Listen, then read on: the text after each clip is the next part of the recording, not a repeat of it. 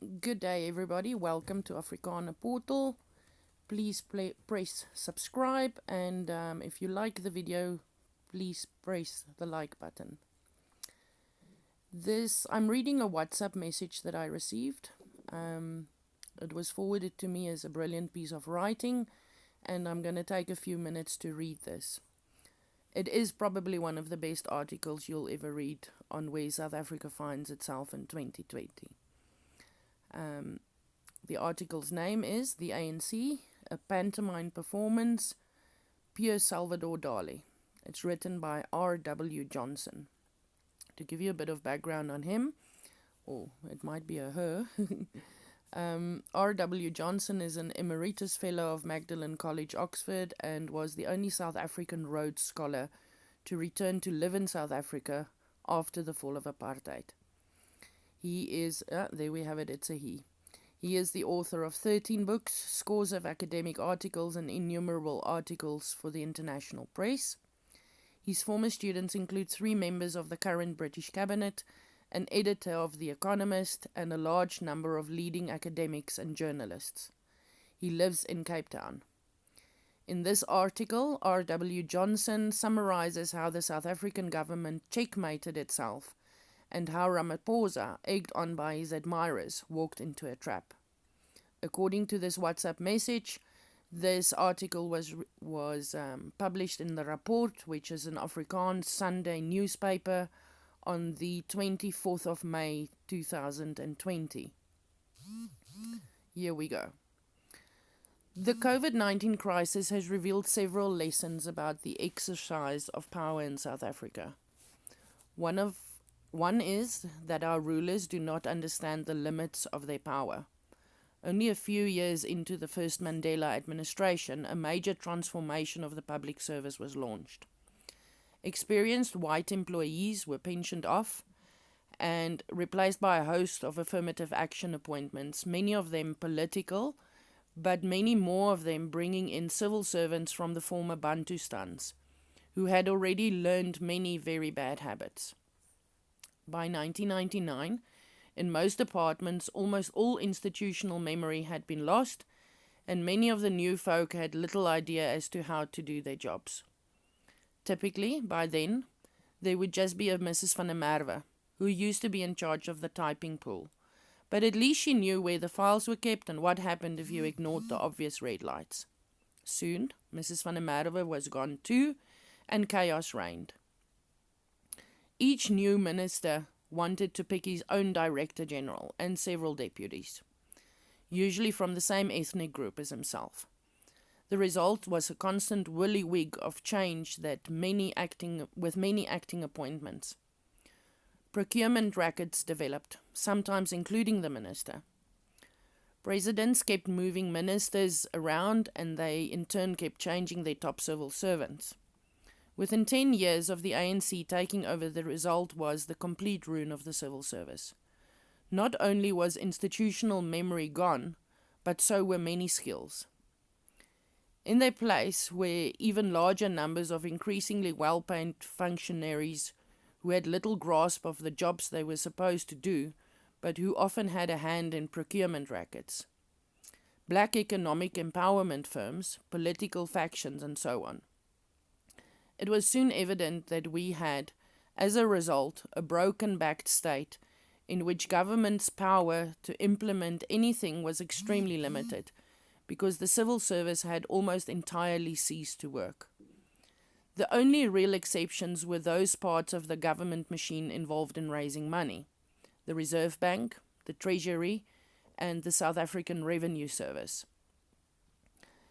Since they had to continue to lay the golden eggs, they alone were allowed to retain some measure of expertise, skills, and organizational discipline. One result of this situation was the government's preference for trying to bring about change simply by laying down rules and then getting other people to carry them out. Thus, the practical job of enforcing black economic empowerment and affirmative action was essentially handed over to businesses, with government's role restricted to making threatening noises every now and again. Occasionally, however, government could not avoid having to launch programs and projects of its own. These were invariably disasters. The land reform program foundered in a sea of political favoritism and corruption.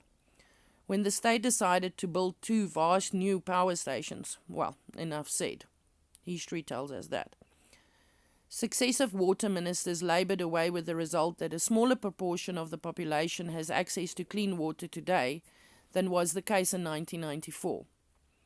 Education ministers vowed there would be no more schools without proper classrooms, toilets, and so on, but they're still there. Repeated promises were made to produce huge numbers of new jobs, and so on.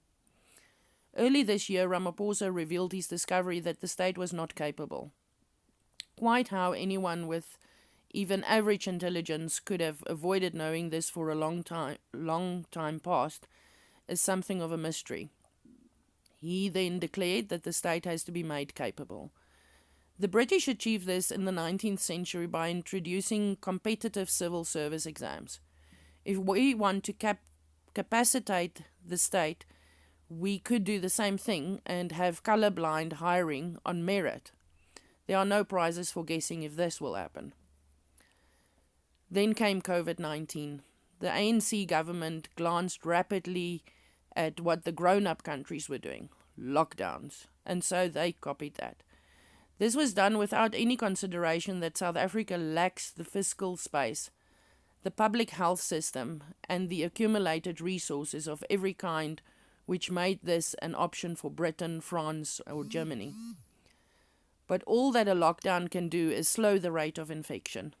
If you lack the resources to sustain a lockdown, then it is unwise to start one.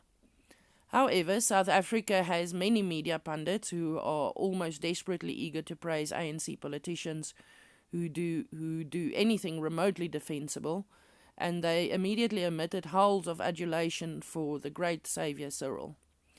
Ramaphosa was accordingly convinced that he had done the right thing. So he did it some more, and the trap snapped shut. By now, other ANC politicians had jumped in, adding all manner of lockdown rules that would never have passed muster in a grown-up country. Soon we had a smokeless prohibition. Just as an add-in, yep, we can't buy tobacco in South Africa since the lockdown started. We have a curfew, lockdown golf courses, and Caspers on Hout Bay Beach to stop joggers. I want to add in here we can also not buy alcohol at all in South Africa during this lockdown. The government announced all manner of remedial measures, extra social spending, help for SMMEs, food parcels, just as an add in there, that are only available to black people and not to any white people in South Africa, and so forth, which revealed that ministers were as ignorant as Ramaphosa of the state's incapacity. For, of course, the payments didn't come through. There were snuffers with the social grants, and most fantastic of all, ANC councillors were asked to distribute the food parcels. No one who has taken even a cursory interest in South African politics would have done this. ANC councillors are a breed which takes such an intense interest in the distributive sides of politics that many are willing, quite literally, to kill one another to obtain such positions. Putting them in charge of food parcels is putting Dracula in charge of the food bank. Thus, the government is all trussed up in an unsustainable lockdown, while public opinion becomes enraged, and 25% of the population is already going hungry. At this rate, the lockdown will collapse just as COVID-19 infections really take off. The government not only lacks an exit strategy, it doesn't have an overall game plan at all. Probably our lack of fiscal space and a decent public health service means that we should, like Sweden, have avoided a lockdown altogether. Because the really big difference between us and the rich Western countries is that they have the resources and the skills to bounce back from almost anything. While we exist on much finer margins, we couldn't afford to get this wrong, and it looks like we have. The president and his ministers needed to realize that given that the ANC has wrecked the civil service and run the economy into the ground, the country couldn't afford a lockdown and, in any case, lacked the sort of state which could, overnight, plan and administer a complicated new dispensation. But ministers are no more willing than the president to acknowledge such things, and to acknowledge such things are beyond them. The results have been farcical and could yet end in both an economic and health catastrophe. At which point the ANC National Executive, the President and Pravin Gordhan, all solemnly vowed that a new South African Airways must rise like a dodo from the ashes. This when airlines around the world are grounded, when there is no money even to pay South African Airways salaries, and when investors have been dumping airline stock. This would have been a pantomime performance at the best of times.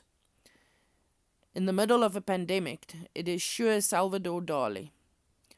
What it illustrates is that our political masters not only don't understand the nature of the state they have created or the limitations their economic failures have imposed upon them, they are also way out of touch with reality. The president and government have far overreached themselves, procuring a huge loss of public confidence.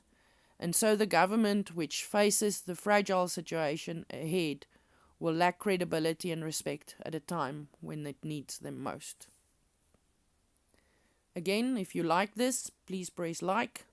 Please press subscribe for more articles and stories from South Africa. Have a nice day.